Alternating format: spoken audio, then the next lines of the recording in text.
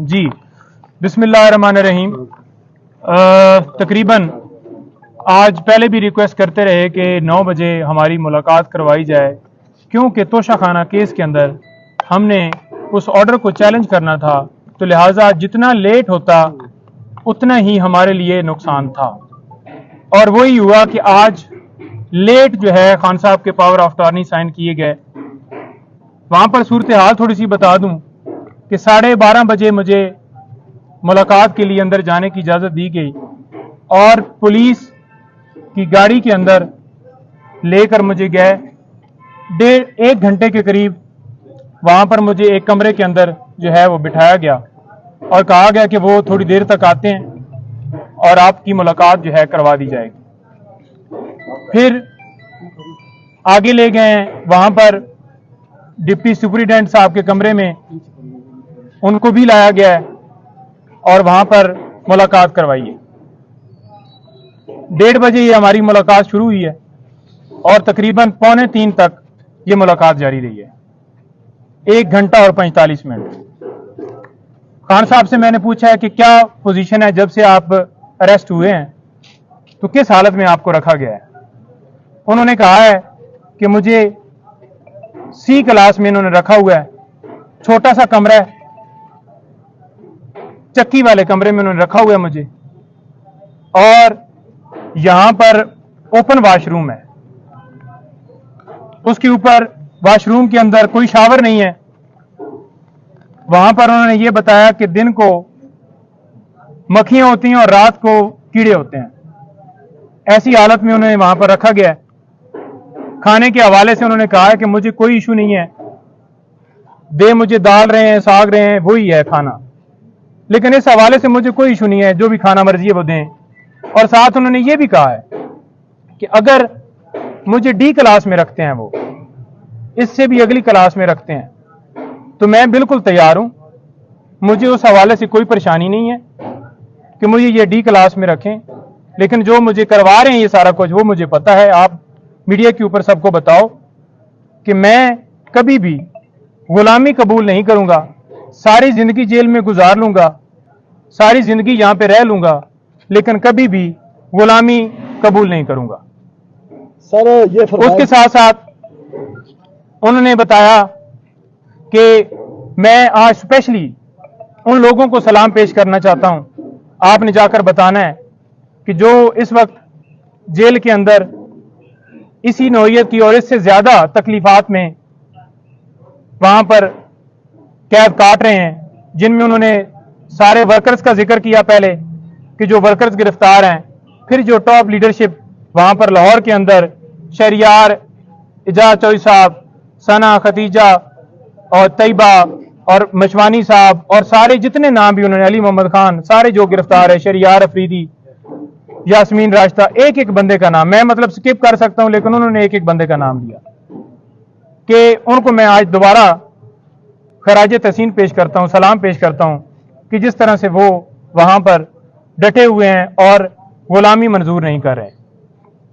फिर उन्होंने कहा कि ये तीसरा अटैक मेरे घर के ऊपर हुआ है, मेरे घर के दरवाजे तोड़े गए, बुशरा बीबी, उनके बेडरूम का दरवाजा तोड़ने की कोशिश की गई है, और इसके ऊपर आपने यानी कि लीगल टीम ने वहां पर जाकर बाकायदा तौर पे जिन लोगों ने दरवाजे तोड़े हैं उनके खिलाफ कार्रवाई करनी है और उनके खिलाफ केसेस वहां पर फाइल करने हैं।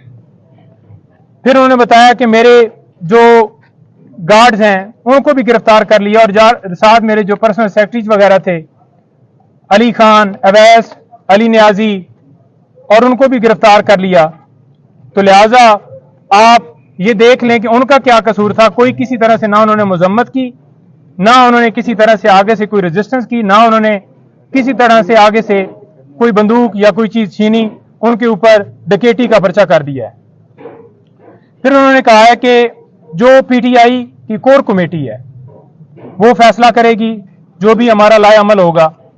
कोर कमेटी को सारा इख्तियार मैं दे के आया हूं, कोर कमेटी सारा फैसला करेगी और मेरी मुशावरत से करेगी, कोई एक बंदा डिसीजन नहीं लेगा, कोर कमेटी सारे फैसले पीटीआई के हवाले से करेगी। फिर उन्होंने ये कहा कि जो मुझे यहां से अगवा किया गया है। ये 9 मई की तरह दोबारा अगवा था। जिस तरह से 1 बजे पुलिस फौरन पंजाब की वहां पहुंची है, ना उनके पास कोई मुझे वारंट दिखाया गया है, हालांकि मैं खुद कह रहा हूं कि मैं चलने के लिए तैयार हूं, और जबरदस्ती मुझे दबोच के कपड़ा डाल के वो गाड़ी के अंदर उन्होंने जाके मुझे बिठाया है।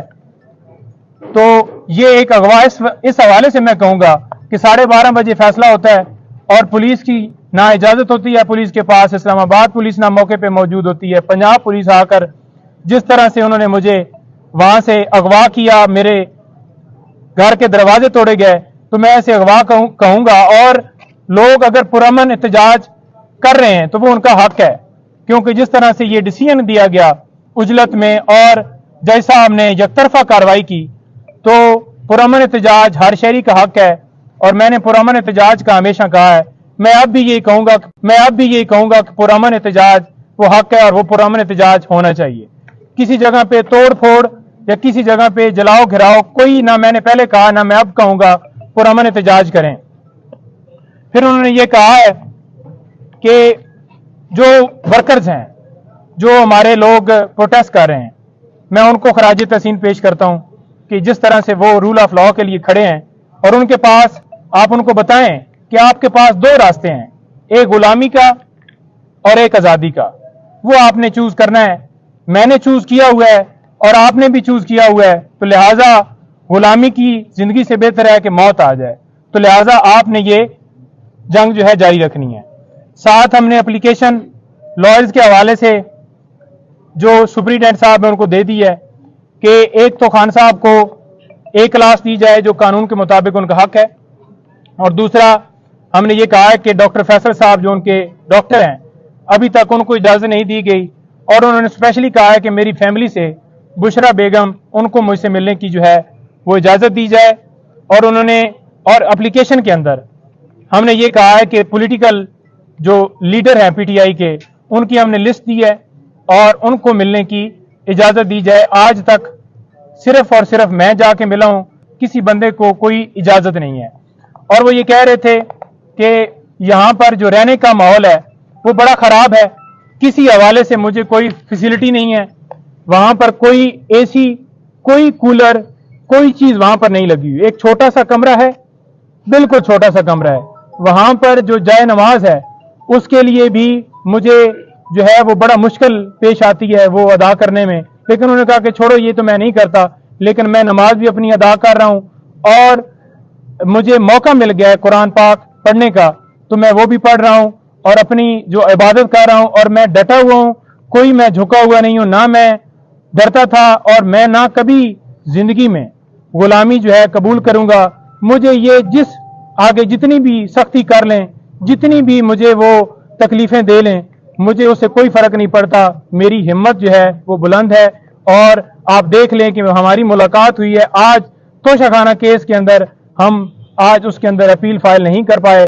उसकी रीजन ये है कि अभी वकालतनामे हुए हैं, हमारा एक दिन जो है वो जानबूझकर जाया किया गया है। हम कल इसके अंदर वकालतनामा साथ लगाकर वकालतनामे हमने करवा लिए हैं, सुप्रीम कोर्ट के भी और हाई कोर्ट के भी, और उन्होंने वाजिया कहा है कि अमर फारूक जो चीफ जस्टिस हैं इस्लामाबाद हाई कोर्ट के, उनके ऊपर मुझे एतमाद नहीं है, तो लिहाजा वो मेरे केस की समाअत ना करें। पहले भी उन्होंने जिस तरह से समाअत की, मुझे उन्होंने कोई उनसे इंसाफ की उम्मीद नहीं है। 9 मई को भी जिस तरह से उन्होंने मेरी गिरफ्तारी को ये कहा कि ये कानूनी है, तो लिहाजा और भी काफी मिसालें हैं। टेरियन वाइट का केस, उन्हें एक एक चीज का पता है, याद है कि किस तरह से उन्होंने मेरे खिलाफ कार्रवाई जो है वो की है। जी अच्छा सर, सेहत कैसी है खान साहब? देखें, जब खान साहब आए हैं उन्होंने ट्राउजर और जो है शर्ट पहनी हुई थी और जॉगर बूट, वो बिल्कुल फ्रेश हालत में आए हैं, बिल्कुल वो आए हैं, उन्होंने आके मुलाकात उनसे हुई है। जब मेरे पास आए हैं तो उस वक्त मेरे से जो मुलाकात हुई है कमरे में हुई है, मुझे उस कमरे के अंदर जानबूझकर शायद नहीं ले जाया गया कि हकीकत का पता ना चल जाए, कि ये खुद जाकर देख ना ले कि क्या पोजीशन है। लेकिन खान साहब ने जो वहां पर डिप्टी सुप्रीटेंडेंट थे उनकी मौजूदगी में ये कहा कि मुझे वाशरूम, ओपन वाशरूम है, वहां पर कोई खिड़की नहीं है, कोई दरवाजा नहीं है, कोई वॉल नहीं है, ओपन मुझे वाशरूम जो है जानबूझ के सिर्फ और सिर्फ मुझे अजियत देने के लिए ये सारा किया जा रहा है। और रात को उन्होंने कहा है कि बारिश हुई है, तो बारिश का जो पानी है वो सारा कमरे के अंदर आ गया है, लेकिन उन्होंने कहा है कि मुझे इस चीज़ से फ़र्क नहीं पड़ता, मज़ीद और तकलीफ दे दें, मैं सारी ज़िंदगी जो है गुजारने के लिए तैयार हूँ, लेकिन मैं कभी झुकूंगा नहीं, मैं कभी गुलामी नहीं करूंगा और कौम भी इसी तरह से कभी गुलामी नहीं करेगी। और ये जो है सिलसिला, ये जंग जो है मेरी जारी रहेगी। मैं रूल ऑफ लॉ और हकीकी आज़ादी की और आप लोगों की जंग लड़ रहा हूँ और मैं इसके ऊपर बिल्कुल डटा हुआ। खाने का क्या कहते हैं? खाने का कहते हैं कि मुझे दाल वगैरह दी गई है। मैंने पूछा, कहते कोई नहीं, खाने का खैर है, जो भी दिया है।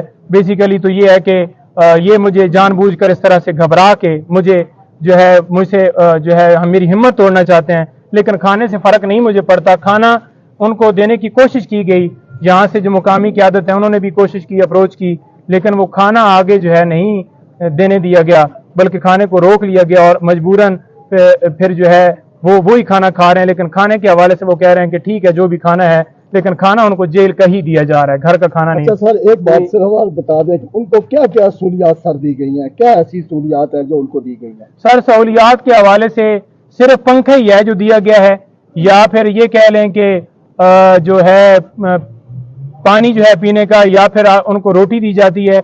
बाकी कोई सहूलियात नहीं दी गई, कोई उनको किसी तरह से कोई एक्सेस नहीं है। बड़ी तकलीफ में उन्हें रखा हुआ है। सर किसी दूसरी जेल में जाने के हवाले से भी कोई बात हुई?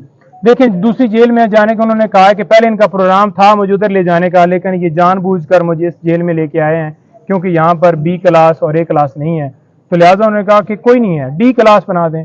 मैं बिल्कुल तैयार। जेल में दीगर रहेंगे सर आप देखिए, कानूनी तौर पर तो उन्हें जो है वो अडयाला जेल में लेके जाना चाहिए था और कानूनी तौर पर उन्हें बी ए क्लास देनी चाहिए थी, लेकिन वो उनको नहीं दी गई। सी क्लास के अंदर बड़ी अजीयतों में रखा हुआ है, बड़ी तकलीफ में उन्होंने रखा हुआ है।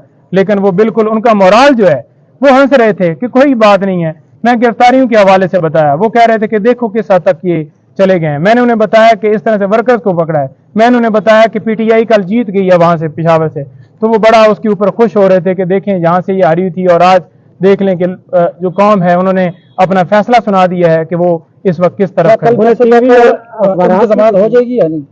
देखिए, परसों तक जो जमानत है खान साहब की, हमने उनको बताया है कि जमानत आपकी इंशाल्लाह हम कर रहे हैं। आज इन्होंने जानबूझ के डिले किया है। जिस वक्त पटिशन के ऊपर समाअत होगी आपको इस केस के अंदर बिल्कुल जो है रिलीज कर दिया जाएगा। उन्हें अखबारात या टीवी कोई सहूलत नहीं। मैंने पूछा है, मैंने कहा आपके पास कोई टीवी, कोई ऐसा बंदा जो आपको दिखाता? उसने कहा मुझे तो उस टाइम से बिल्कुल एक अंधेरे कमरे में रखा हुआ है, कोई मेरे ऊपर कोई, उन्होंने ना कोई वहां पर टीवी की सहूलत मौजूद है, ना कोई अखबार दिया जा रहा है, ना कोई और ऐसी फैसिलिटी, या कोई किसी से मेरा राब्ता करवाया जा रहा है जैसे मैं कोई मुल्क का बहुत बड़ा दहशतगर्द हूं और मैंने अपने मुल्क के खिलाफ कोई जो है वो ऐसी चीज की है जो मुझे इस तरह से मुझे यहाँ पर ट्रीट किया जा रहा है।